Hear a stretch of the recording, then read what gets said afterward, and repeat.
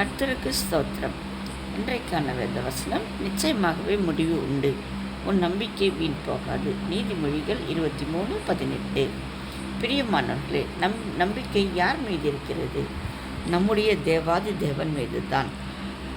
ஒரு நாள் வரும், என் ஜெபத்திற்கு என் தேவன் எனக்கு பதிலளிப்பார். ஒரு நாள் என் கஷ்டத்திற்கெல்லாம் முடிவை தேவன் தருவார். ஒரு நாள் என் கண்ணீருக்கு ஒரு முடிவை என் தேவன் தருவார் என்று தானே இயேசுவை மாத்திரம் தானே நம்பியிருக்கிறோம்.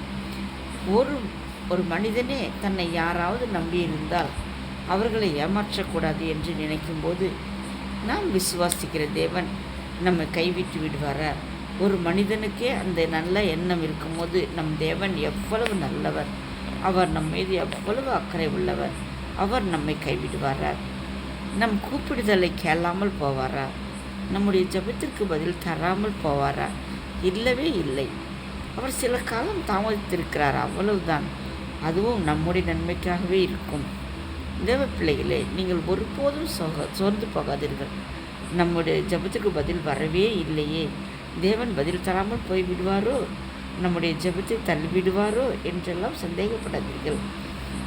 அதனால்தான் இந்த வேத வசனம் இப்படியாக சொல்கிறது, நிச்சயமாகவே முடிவு உண்டு, உன் நம்பிக்கை வீண் போகாது என்று சொல்கிறது. இந்த வசனத்தை திரும்ப திரும்ப படித்து பாருங்கள். உங்கள் உள்ளத்தை தேவ சமாதானம் நிரப்பும். உங்களுக்கு ஒரு நிச்சயம் வரும், நம் தேவன் நமக்கும் நம்முடைய ஜெபத்திற்கும் ஏற்ற வேளையில் பதிலளிப்பார் என்ற விசுவாசம் வரும். திரும்ப திரும்ப இந்த வசனத்தை படியுங்கள். தேவன் உங்களை ஆசீர்வதிப்பாராக. ஆமீன்.